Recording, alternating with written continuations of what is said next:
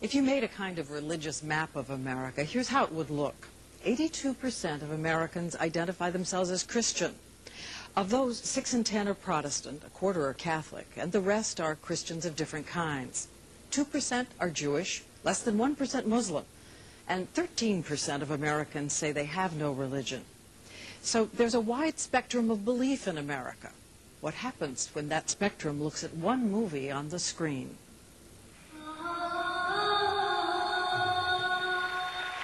Most of the thousands of people around the country who've already screened Mel Gibson's film are his target audience: evangelicals, Catholics, bishops, pastors.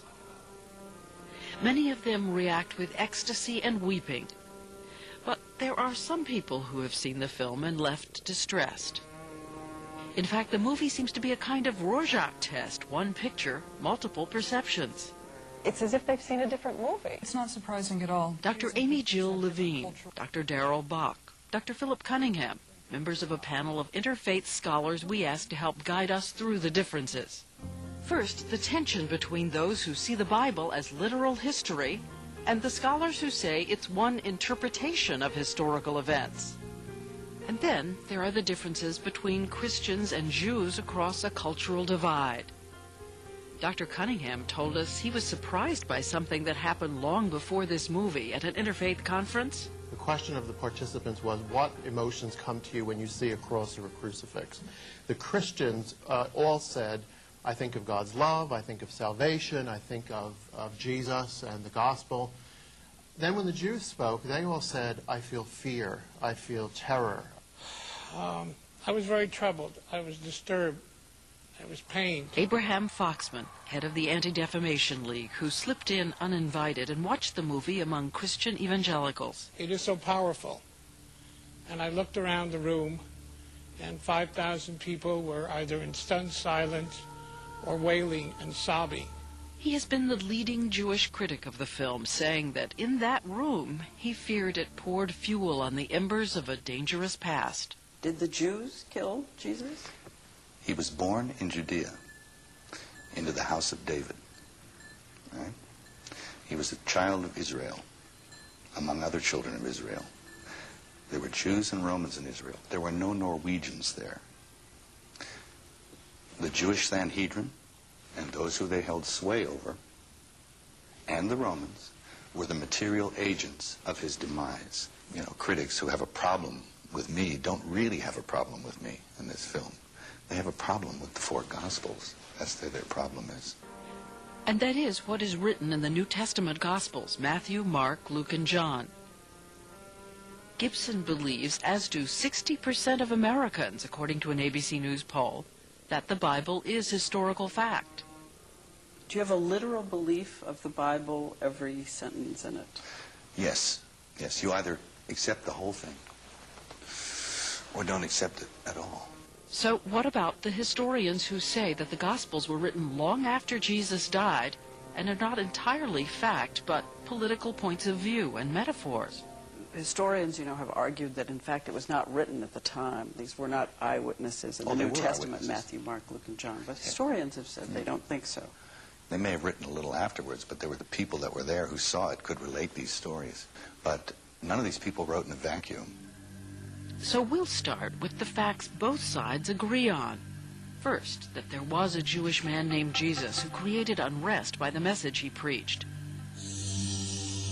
It happened at the time the Jews were under an oppressive Roman occupation, and the Roman governor was Pontius Pilate.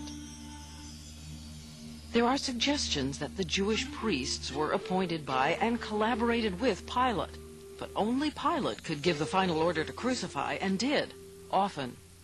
Modern readers don't know that the Romans crucified thousands of Jews during the Roman occupation of Judea.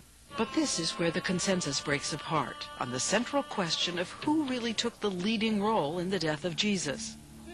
Many historians argue that Pontius Pilate had all the power, while the Jewish priests handed over the agitator only in order to survive.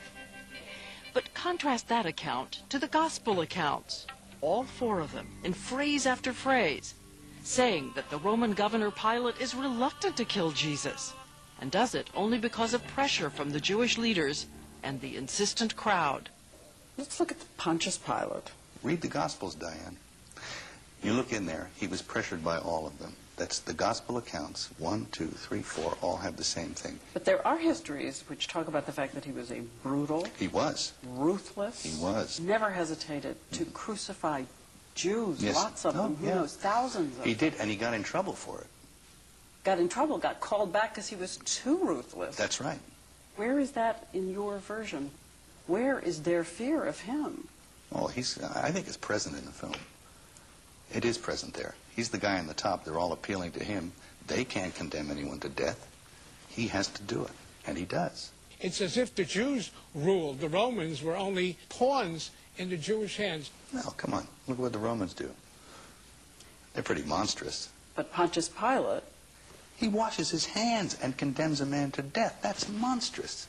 Through weakness. Because he's intimidated. It's inexcusable. He's just as much a monster as anyone. are you anti-Semitic? No, of course not. And here's the other thing. For me, it goes against the tenets of my faith. To be racist in any form, to be anti-Semitic, is a sin. It's been condemned by one papal council after another. There's encyclicals on it. Which is, to be anti-Semitic is to be unchristian. And I'm not. Do you think Mel Gibson is an anti-Semite? No, I do not. No, I do not. Do you believe this is an anti-Semitic movie? No, I do not believe it's an anti-Semitic movie. I believe that this movie has the potential to fuel anti-Semitism, to reinforce it. And what about that charge that Gibson, deliberately or not, is playing with fire? Critics pointing to images like the Jewish high priest Caiaphas, so powerful and repellent, and the large, bloodthirsty crowd. All echoes, the critics say, of what were called passion plays, which through the ages used to inflame Christians against their Jewish neighbors. Ghettos were sacked, the Jewish populations terrorized. Jews, knowing the history of passion plays, knowing the effect of personally being called a Christ killer, are going to see a much different movie with much different resonances. The Vatican even issued warnings, like one in the 60s, asking for a measured depiction, not blaming all of the Jewish people. Hitler went to a passion play and came away saying that, this is a precious tool in the fight against Judaism. Yes, but Hitler was a maniac, okay? Hitler was a madman. He was also an occultist. He was into devil worship. He believed in the superiority of the Aryan race, and he was like all this old Norse Viking kind of stuff. That's what he was into, okay? He was a monster. So he was already like that. I don't think a passion play turned Hitler around. Now, the fact that they had to make those encyclicals about anti-Semitism meant that there was some abuses going on in society. But that's people. People can be horrible, And to the members of the Jewish community out there who have said that you're not an anti-Semitic, No. and this film is not anti-Semitic, That's right. but their fear is in a world in which horrible things have been done to the Jewish population, Right. that simply looking at these events will once again incite people toward, if not violence, animosity, prejudice, I don't think so. I don't vindictiveness. I don't think you can say that. I mean, I watched Schindler's List, and what the Germans do, and that is horrible, But I don't hate Germans or want to hurt them or anything. I mean, if you go by that rationale, any story where one group of persons does something to another group of persons, I mean, you shouldn't put any of it on film. When you hear their fear, Yes. what do you think? Oh, my heart goes out, of course, and I want to allay those fears, And Gibson says in that spirit he changed some scenes because of this woman. Do you recognize her face? She plays Mary, the mother of Jesus. She is actress Maya Morgenstern. She is Jewish. Her grandfather died at Auschwitz. Her father, a Holocaust survivor. She says her father read through the script with her. We found the script beautifully, very poetic, and very philosophical. But certainly the most contentious scene of all has been the one news reports now say Gibson has taken out. It takes place after Pontius Pilate has washed his hands of Jesus' death. Jews in the crowd say words calling down a potential curse on them and their children. They only occur in one gospel. Here they are. Matthew 27:25, and all the people cried, "His blood be on us and on our children." Yes, Matthew 27:25. All right. I felt it was better to take it out because I think my critics